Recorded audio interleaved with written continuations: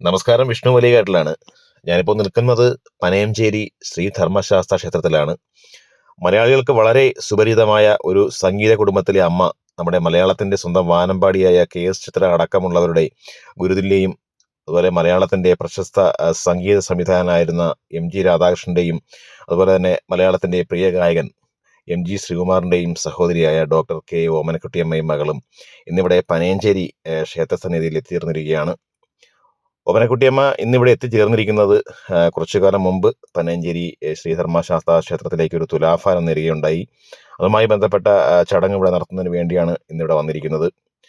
ഭഗവാന്റെ സന്നിധിയിൽ ദർശനം നടത്തിയതിനു ശേഷം തുലാഭാരത്തിനുള്ള ചടങ്ങുകൾ ആരംഭിക്കുകയാണ്. ശരിക്കും ഈ ചടങ്ങുകൾക്ക് ശേഷം ഇവിടുത്തെ ഭഗവാന്റെ അനുഗ്രഹവും വാങ്ങി തന്നെയാണ് ഓമനക്കുട്ടിയമ്മ ഇവിടെ നിന്ന് യാത്രയായത് എന്ന് എനിക്ക് പറയാൻ കഴിയും. കാരണം ഇന്ന് വൈകുന്നേരം പ്രഖ്യാപിച്ച ഒരു ചടങ്ങിൽ ഓമനക്കുട്ടിയമ്മ പത്മശ്രീ പുരസ്കാരത്തിന് അർഹയായി എന്നുള്ള ഒരു സന്തോഷ വാർത്ത ഇപ്പോൾ നമുക്ക് ലഭിച്ചിട്ടുണ്ട്. അതുമായി ബന്ധപ്പെട്ട് പ്രമുഖ ചാനലുകളെല്ലാം തന്നെ ഈ വാർത്ത ഇപ്പോൾ പുറത്തുവിട്ടിരിക്കുന്നു. ഓമനക്കുട്ടിയമ്മയ്ക്ക് അഞ്ചലുമായി വളരെ അടുത്ത ബന്ധമാണുള്ളത്. ആകാശവാണിയിൽ സൗണ്ട് എഞ്ചിനീയർ ആയിരുന്ന അഞ്ചൽ പള്ളിയോണത്ത് വീട്ടിൽ ഗോപിനാഥൻ നായരുടെ സഹധർമ്മിണി കൂടിയാണ് ഓമനക്കുട്ടിയമ്മ. മകൾ കമലാലക്ഷ്മി, അതുപോലെ മലയാളത്തിന്റെ യുവഗായകൻ കെ.എസ്. ഹരിശങ്കറാണ് ഓമനക്കുട്ടിയമ്മയുടെ കൊച്ചുമകൻ.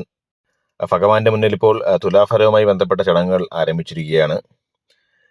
ശരിക്കും നമ്മുടെ പുതുതലമുറയിലുള്ള ആളുകൾക്ക് എത്രത്തോളം ഓമനക്കുട്ടിയമ്മയെ കുറിച്ച് അറിയാമെന്നറിയില്ല. എന്തായാലും ഒട്ടുമിക്ക മലയാളികൾക്കും ഓമനക്കുട്ടിയമ്മയെ കുറിച്ച് അറിയാം. അതുപോലെ പുതുതലമുറയ്ക്ക് വേണ്ടി എനിക്കറിയാവുന്ന കുറച്ച് കാര്യങ്ങൾ കൂടി ഞാൻ പറയുകയാണ്. 1943 ഹരിപ്പാട് മേടയിൽ ഭവനത്തിൽ മലബാർ ഗോപാലൻ നായരുടെയും കമലാക്ഷി അമ്മയുടെയും മകളായി ജനിച്ചു.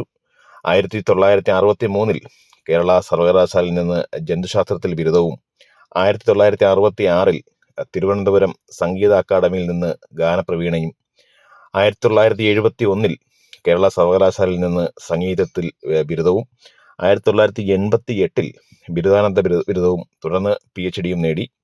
അതിനുശേഷം തിരുവനന്തപുരം ഗവൺമെന്റ് വിമൻസ് കോളേജിൽ ഫസ്റ്റ് ഗ്രേഡ് പ്രൊഫസറായും കേരള സർവകലാശാല സംഗീത വകുപ്പ് മേധാവിയായും പ്രവർത്തിച്ചിട്ടുണ്ട്.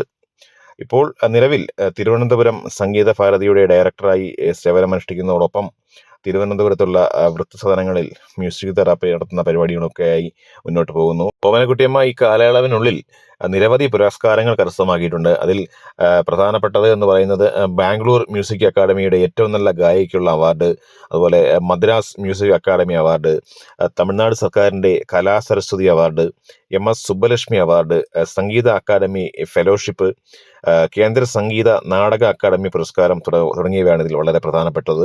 ഇത് കൂടാതെ സ്വാതി മാധുരി, നവഗ്രഹ കൃതികൾ, സംഗീതവും ജീവിതവും എന്നീ ഗ്രന്ഥങ്ങൾ മലയാളത്തിലും, രാഗമുദ്രകൾ, സംഗീതശാസ്ത്രം, മ്യൂസിക്കൽ ഹെറിറ്റേജ് ഓഫ് കേരള എന്നീ ഗ്രന്ഥങ്ങൾ ഇംഗ്ലീഷിലും രചിച്ചിട്ടുണ്ട്.